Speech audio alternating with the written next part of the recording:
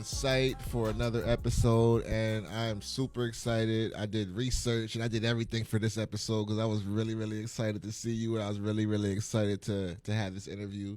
I'm here with City Councilmember Janet Diaz, and she's also the candidate for the 50th District, 49th District. Oh, I'm sorry, 49th District.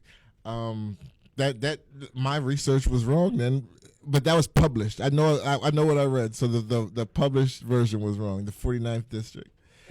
That is correct. And I'm happy to have you here. How are you doing today?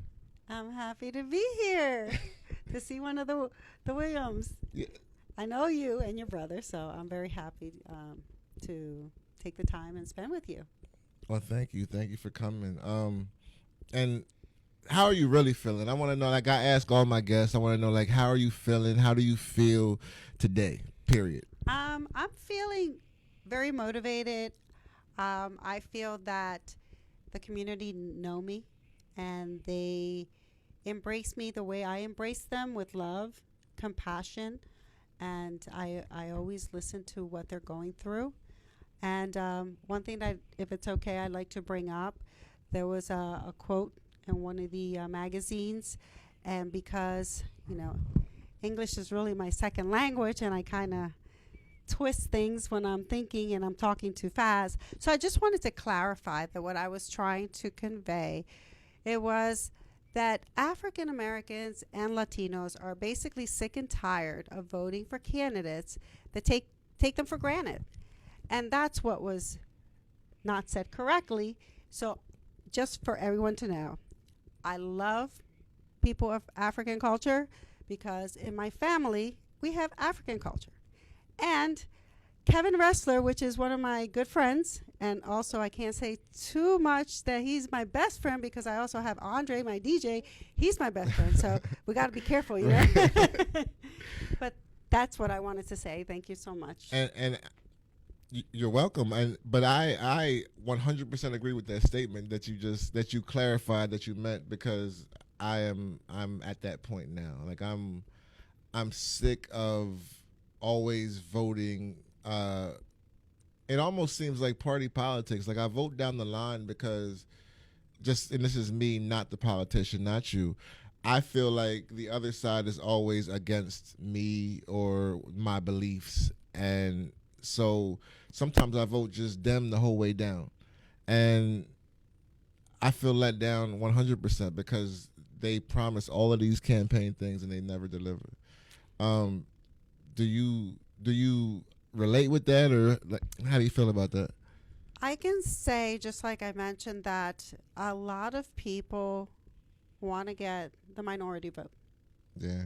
Once they're in, it's like they don't think about policy or grants or anything that they can bring to our community. Like, for example, like the DJ, he wanted to open a place where kids can come and be a mentor and teach them. So the city has let them down because he has come to the city and asked for grants.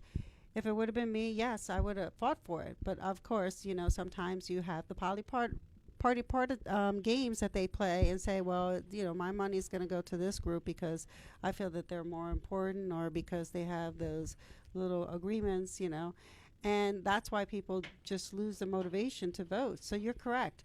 That's why I always tell people, really read about the person, see if they're very genuine, find out what they've really done for the community. For me, it would be great, if I had the money in itself, I would give it to Andre to open up the establishment, because he's right. There's a lot of communities like Tech Central. That would be a place that would be great, that's geared for African Americans, that they can also cultivate their future in different careers. Right.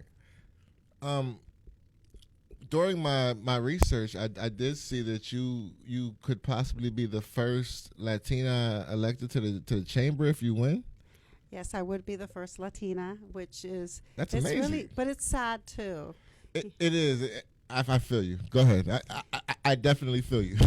Because we shouldn't say the first. It should be that you're voting for a person because of what they've done, but at the same time, the Latino community does want a voice. Women Latinas have been left behind and are still left behind and you can see it in the Capitol. Yeah, We don't have any Latinas there. which is a shame, especially with the population the way it is now. And if just by quoting some of the wages, Latinas make 52 cents per the dollar compared to a non-white Hispanic man. 52 cents a dollar, which means that most of the Latinas, just like myself, work maybe 3 jobs, like I have in the past. I only work 2 now, but 3 jobs just to put food on the table. Just to make ends meet. Yeah, and they're hungry. My mom went through a lot. She made minimum wage in Conestoga View. She even fractured her fore and C trying to lift a patient. And the African American, 61 cents. Which isn't a lot better. That's why I'm running, because I would be a voice for the woman of color, and for Latinas also. Well, in the city, I think your district, I read, was almost 40% Latino in the city. What do you think Latino representation would do in the chamber for these people? Because I'm a big believer that representation means everything. I mean, like, it's cool to have everybody be equal and we all getting along, but that can't be unless the people making decisions reflect what the world is looking like, right? Right. I think having additional women Latinas, and also Latinos as well, because the African American, I think there's a total of 14, where there's only 3 now Latinos there. I think it would bring more awareness. With having someone that's bilingual like myself, I would be able to go and speak to all my constituents and say, okay, these are the grants. You want to open up a business. A lot of women Latina want to have daycares. Mm-hmm. Well, you can't have daycares if you don't know how to apply for those grants, right, or to go through the permits and all the different licenses that you have to get. But having someone like myself, I can say, look, let's sit down, let's have let's do a forum. Let me do it in Spanish for you. That's going to bring awareness. That's going to bring excitement for women to say, great, I can open a daycare, or I can have a bakery, because it's great to see women have a business. Some of them just don't have the avenues, maybe just to, like, they don't know how to get these grants or even the education or whatever they need to get to these points. So you would make that more accessible to them? Most definitely. And it would be for any women, even women, African American women, to have businesses. I think, to me, it's like we're all minorities. We're all come from either slavery or of some kind, because, in Puerto Rico we had slavery as well. So we have a culture. We have a culture of minorities that want to have education. We want to have businesses. We want to shine. We don't want to constantly hear, oh, well, he's probably a thug, or she's probably just a wannabe, or she's just laying around eating and doing nothing. No, there's a lot of intelligent women. There might be single moms that really want to go to college, or some of them are going to Tech Central, which is a great opportunity because it's expensive to go to college. Yeah, for sure. So having myself there, I will, support any women that want to advance themselves, but most definitely, I want to fight for wages, so we can have equal wages just like our counterparts. Do you think women have made any advances in the equal, like, wage gap? The only women that have increased is the Caucasian women. They're at 81%, but we're still at 52 cents. Wow. 81 cents to 52 cents is a big difference. That's a huge difference. That's not good. That's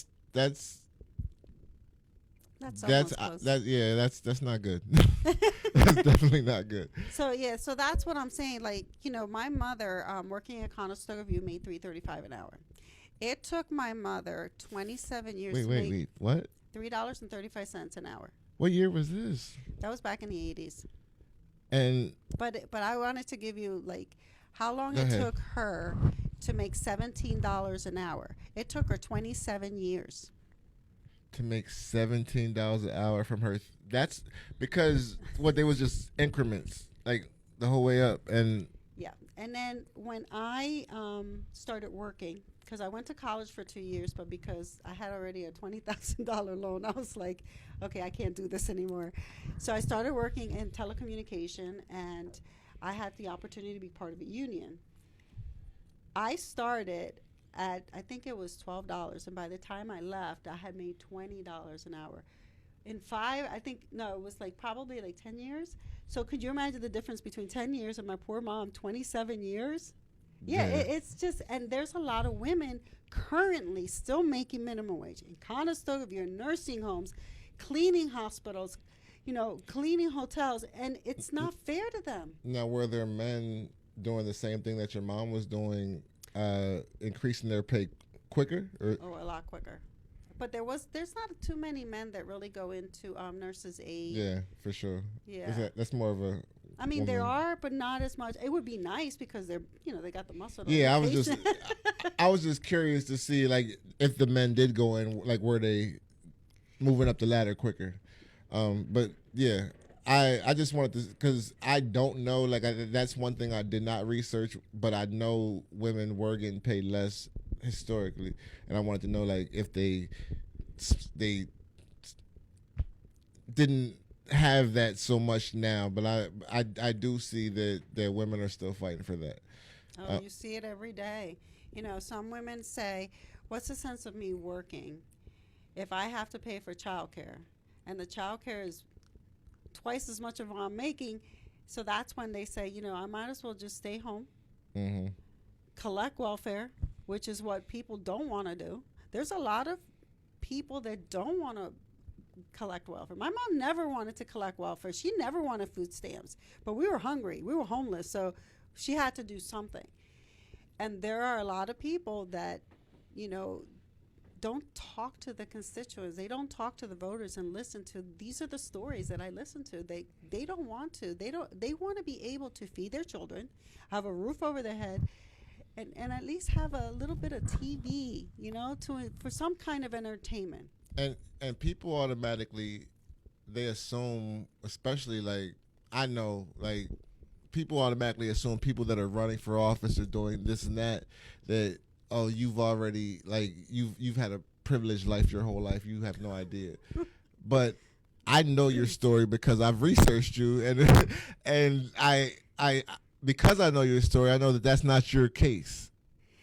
So I have struggled since we moved to Lancaster. I moved here back when I was 9 years old. My mom says one age, I say another, whatever. We moved here in a U-Haul truck. And in New York, whenever you want to move, you just give your cash and you move in. Well, that wasn't the case here. And we did move because of a life and death situation. So we had to move fast. So my mom says, let's go. So we landed here, and we lived in the U-Haul truck until we were able to have a room where my aunt was. My aunt was La Pachanga. She was the first Latina to own a store over there on Dolphins. I think it's South Lime and Dolphin Street. And she actually took... That was Cunningham's, right? Yeah. Yeah? Yeah, that was So your aunt was the first owner, yeah. Before it was Cunningham. Yep. Wow. So she had rooms for inmates that came out. She transitioned a lot of men that needed help. My aunt was... And when was that? That was back in the 80s. It was back in the 80s. And she did it for many years, I think, 70s and 80s. So anybody that came out, because there was a lot of people that didn't have a place, back then we didn't have like transitional homes. So she made these rooms into transitional. Then one day she goes, okay, we have a room now open. So we were able to stay in the attic until, things got a lot better. We got Section 8. We lived on Hill Rise, I lived the Southeast. Yeah, I lived the Southeast. Went to graduated from McCaskey. Went to Washington School, which back then was Higbee. Yeah. I had Buddy Glover. He was awesome. It's a shame that he doesn't. Rest in peace, Buddy Glover. Yeah, we should have had a school name for him. Yeah, I 100% agree. Because he was the best. He's a legend here. He's a legend. He's a legend. Yes, and it was hard for us. It was extremely hard. I was even called a wetback one time when we moved to a different location, and I went to. You're not Mexican. Not that wetback should be any wetback shouldn't be appropriate for anybody, but you're not No. Mexican, right? No, Puerto Rican. Right, and the that's rice and bean mix. so they didn't even know what they were saying. But go ahead. Well, my mom kind of always told me, don't take it too hard. It's probably because your back is wet. And I guess my back's not wet. Your mom was trying to make you feel better because She didn't whoever want was me telling to you that re- was trash. In New York City, we never experienced Oh, this was racism. in New York. No, it was here. So But in Lancaster New- has to claim that. Lancaster is where I actually experienced racism. Me too. Don't worry about it. Go ahead. No, but I'm just saying that, for Latino kids, for African Americans, even Asian, because I think of Asians and Native Americans, they go through so much. And as a community, we should be together. We should not be separating each other. We should help each other because there's like inner war between all the kinds of groups, Do you think like the powers that be kind of they make that the case? Like I feel like now that I'm older, like that I can see the big picture, it feels like we're always divided by race, religion, politics. Like these are the things that divide decency to me. Like we should just be decent and good humans to each other, and that's not the case because we're divided by all of these subcultures. These little communities. Yeah. We should celebrate our history, Yeah.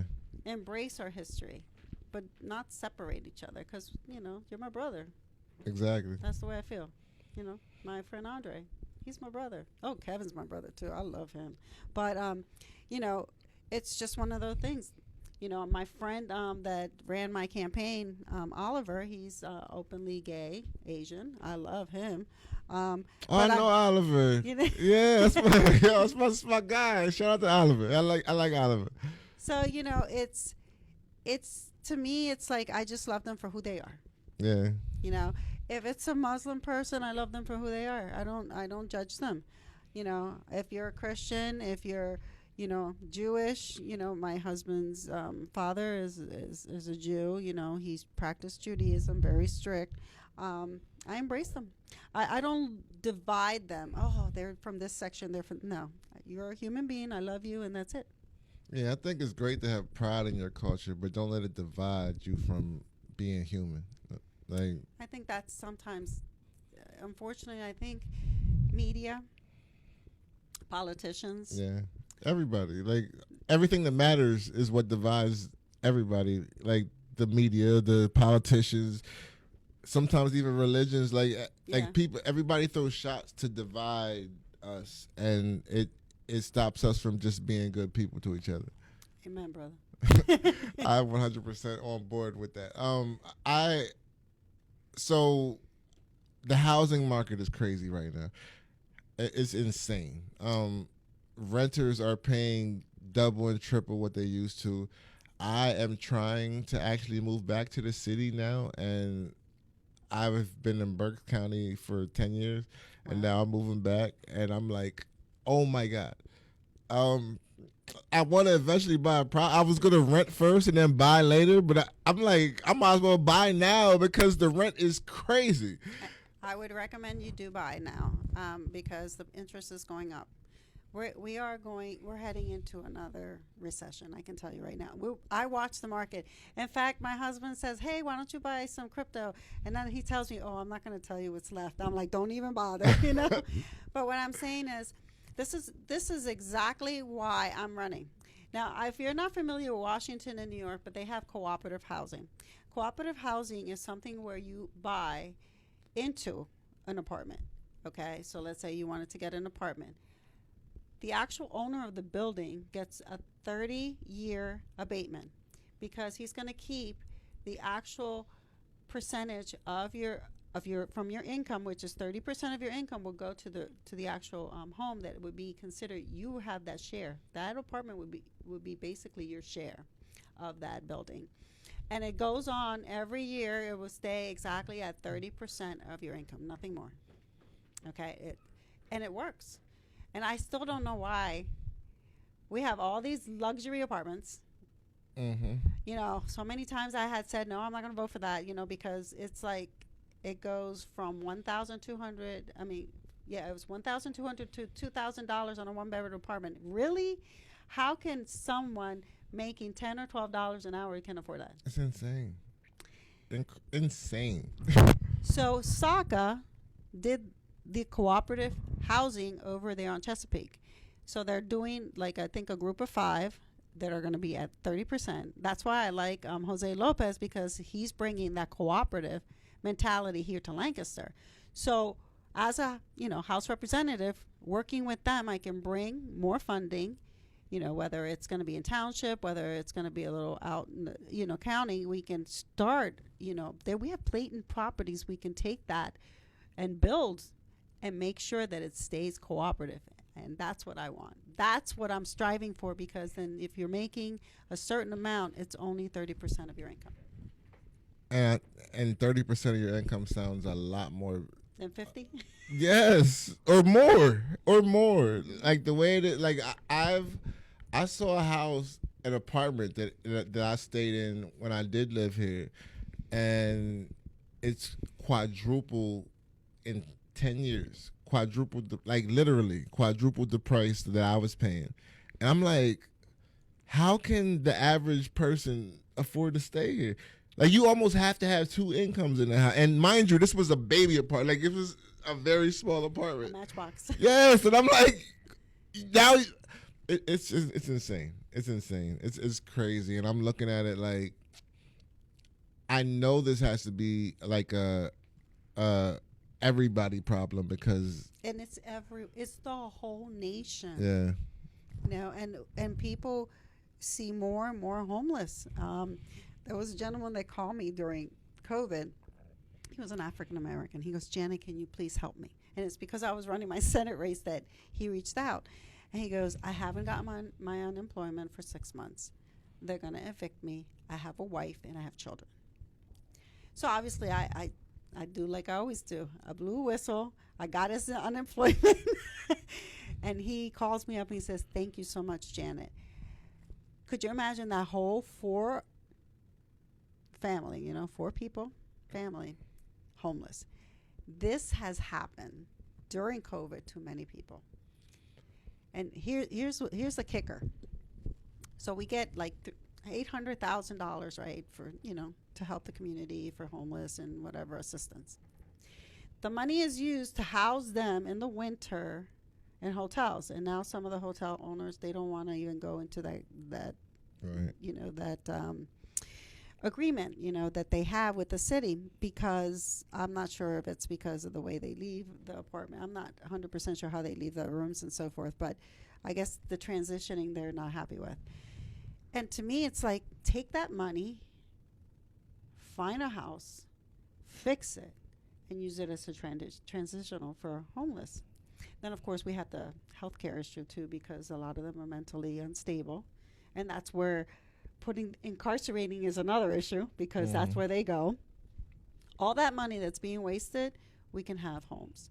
We can have, like, let's say, transitioning them that do have that mental instability, so they can go to something that would be for mental health home, and then have around the clock 24-hour a psychologist and psychiatrist, so they'll be able to take their medication, keep them safe, so the situation like the Munoz family would not happen. Because I do have a sister who is mentally challenged. She has like a mentality of 10 years old. She has fits. And after they become an adult, there's no place for them. Like, IU13 is great, but once they become an adult, where do they go? And, using that money could help for these places. What's funny is, right before you came, I was commenting on somebody's post, and it was about mental health, and I was saying how the people in the inner cities need more access to mental health programs and facilities.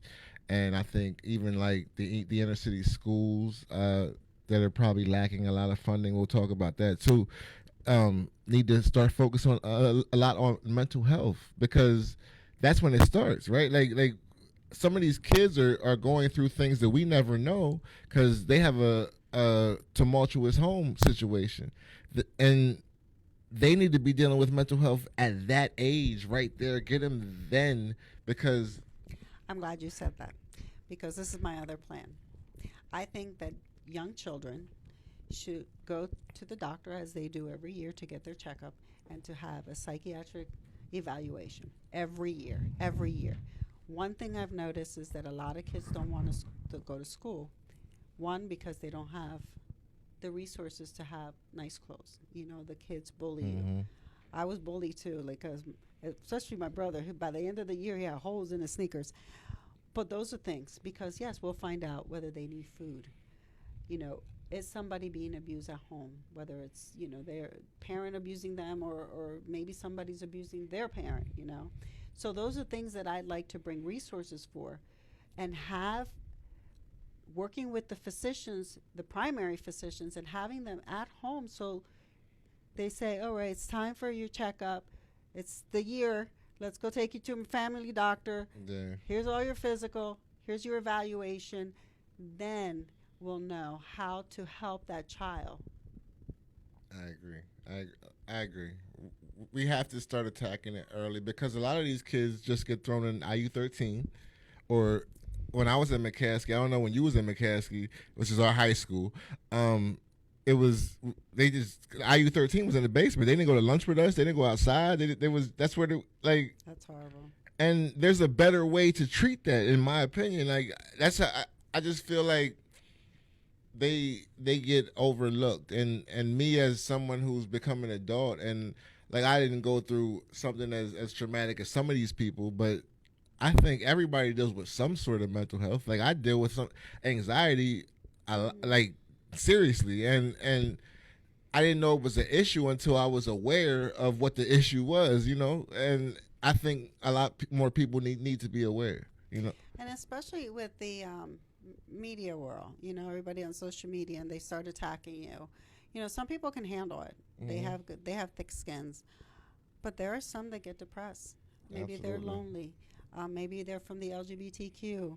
I have a friend who's transgender, and she told me that even though she's part of the LGBTQ, but being transgender, they discriminate against her, so she gets depressed. So these are issues it's wide. I mean, it's very wide. So that's why it's so important for everyone to have the ability to go to their doctor and have someone in-house at the doctor and not have to wait 3 to 4 months just to see a psychiatrist or even see a psychologist. I mean, one of my friends, he's in one of the hospitals, and he's doing his internship now. He says, Janet, you would not believe how many people I see, and some people they're very well, but they're depressed, and we need to tackle that. We don't want to see any more suicides. We don't want to see any more taking overdoses because they want to end their life. We need to go into the root and say, why? Why are you hurting? Was it your past life? Look at my life. Yeah. Even the PTSD of poverty, like being poor, it brings a different experience than the average or the middle class American was used to. Like poverty, it creates other situations that might cause mental health issues. You know what I'm saying? Like, and yeah, I just think it should be more affordable and more accessible to people from the inner city. That's my opinion. Well, I think in general, I would say overall, I think the state should have it because we do have rural areas where there's poverty. There's a lot. Even though the majority of the rural areas of people of Caucasian, they do. Yeah, absolutely. This is so interesting. I knocked on this door in Strasbourg, and this is a family of 5. One came back from the war, and he was 21 or 22 years old. The mother was a preschool teacher, and she had 3 little girls. Oh, and then her husband, I forgot. The situation was so bad that the husband, as a truck driver, had an accident, and he became disabled. Well, he had to take the kids out of his insurance because of the COBRA and everything that they have to go through. But she couldn't afford to have the kids on there. So she didn't have health care for the kids. So I told her, well, you can probably go and get help. She goes, I can't because he made a lot of money. So there's another issue. She was so Sometimes sad. you make too much money to get assistance, but not enough money to really help yourself, right? And it's a lot. She hugged me twice, and I'm not a huggy person because I am from the Me Too movement. So I kind of like, it's only if I know you real well that you can hug me, and so I'm very. But I couldn't help not holding my tears back, and just seeing those little girls without health care. It just, It's tough. and they were the cutest thing, and so I hugged her. It's real. It's not just in the city, it's outside the city as well. And that's where your history is from. You have almost 2 decades in healthcare, and our healthcare system has made strides, but the best is not available to those who have less. And that's why I want to be able to, especially like yourself as an entrepreneur. My plan that I got from Michigan and Ohio is a balloon plan where small businesses will be able to be together to bring enough amount of people, like whether it's 3,000, 4,000 people, so you can get the same contractual discounts as like LGH with all their employees. So that would help a lot of people that make like the 10 to 12, and then for those that are like say leaving college, a basic plan. I think New York started one and Ohio started one where they made the actual contractual amount with the negotiation with the physician. So a college kid, most kids don't go to doctors, but they can get their physical. If they have a really bad flu, they can go see the doctor, and the out-of-pocket is not so much because the out-of-pocket cost sometimes is like 20% on top of after you pay your three to $5,000 depending on. And I won't go too much. I know I have a lot of knowledge in it because you've been in the field for a while. Well, I did work in the health insurance industry for 3 years, and then I was a billing manager for a practice of 5 doctors. So you've been on both sides. So you see the whole. I see everything. That's yeah. I don't think people should have to afford to live, and maybe that's me speaking from a place that's never been a millionaire or whatever. It takes like the cost of not caring, but I still have to care, and I don't think people should have to have money to survive whatever they're going through. Yeah, I really believe that it's a human right. And if you don't feel good, you can't go to work. And if you have children, you're not going to want to be able to take care of your kids because you're so tired and sick that who's going to feed the kid, Those are things that currently still happen. Like, for example, let me give you an example with Lucy. She works, I would say she makes like $12 an hour. Her husband had a triple bypass. Well, he's not working. He's disabled. His medication is $1,000 a month. $1,000 a month. That's crazy. How can you live making $12 with insurance? With insurance? Wow. Could you imagine the people that don't have insurance? Yeah, that's crazy. That's insane. Yeah, so in reference to medication, I also have a plan for that. I have a lot of plans because I had already spoken to the consulate in Canada, and I spoke with Senator Haywood, and I have physicians and nurses that I know personally that we discuss all these things with, like Dr. Mwaha, and Dr. Mwaha, he's a cardiologist. He's really into a plan where everybody is able to be covered. But I said the best way is to start transitioning these little until we can, have healthcare for all. Yeah, I agree. Hopefully we'll get there at some point. Something else that is medical now. Our governor and our lieutenant governor it seems like they're very on board for the legalization of marijuana. I myself am on board with them. I think that it has so many benefits. I think that it could make the state and the country a lot of money. Oh yeah. So I don't know what the holdup is with PA. Jersey and New York are already on board.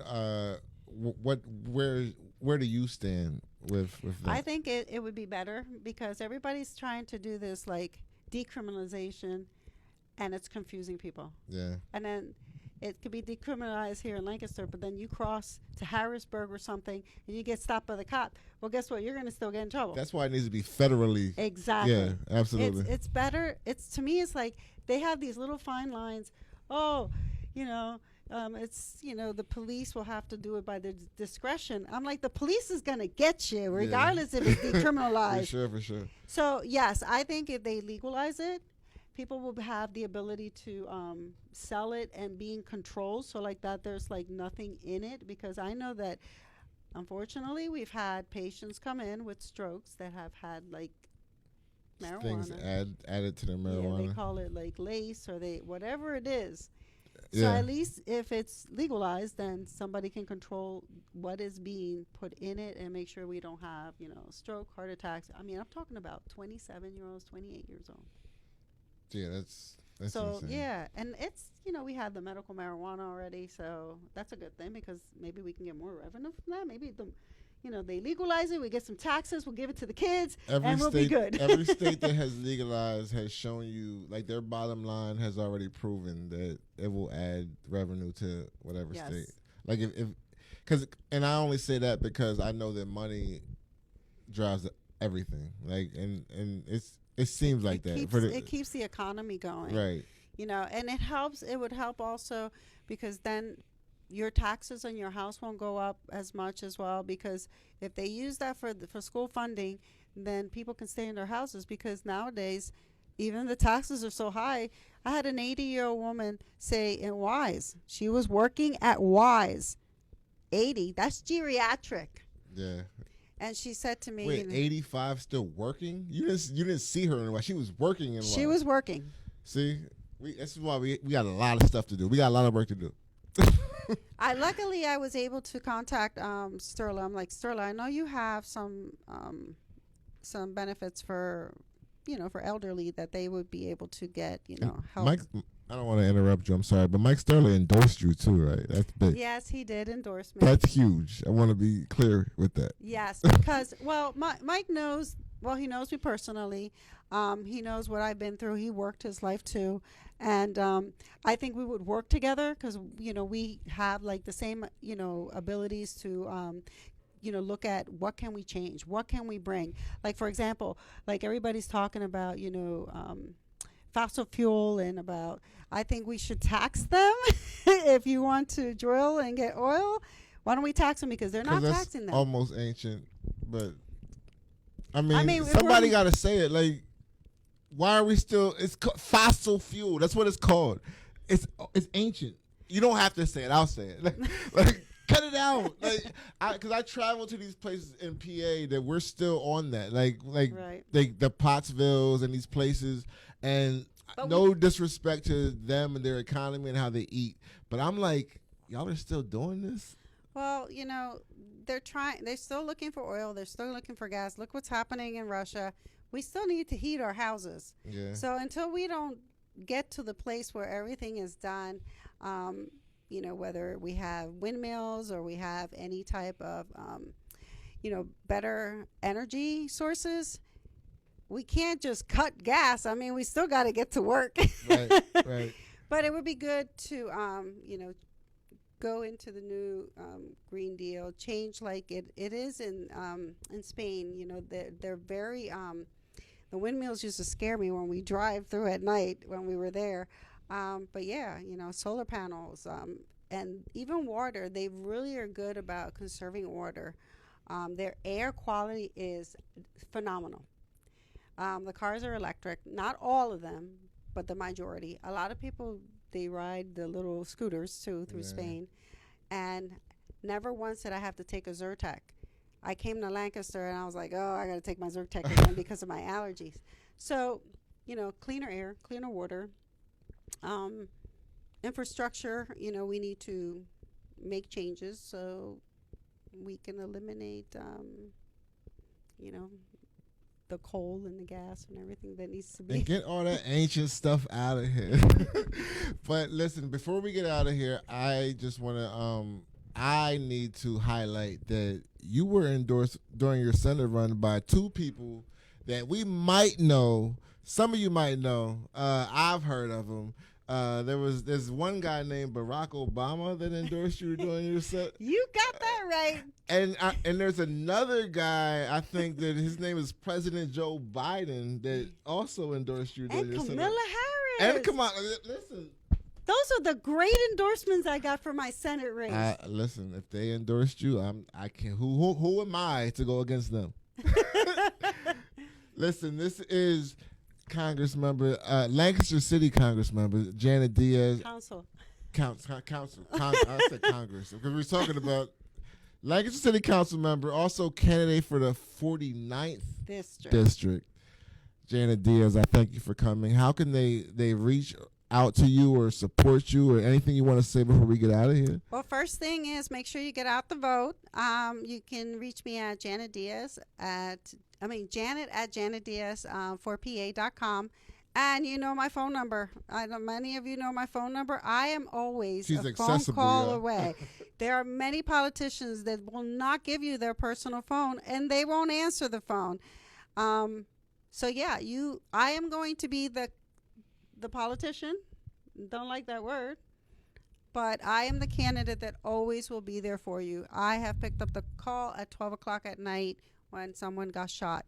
So that's the candidate that is going to be going to Harrisburg for you. Listen, Janet Diaz, everybody, choose wisely.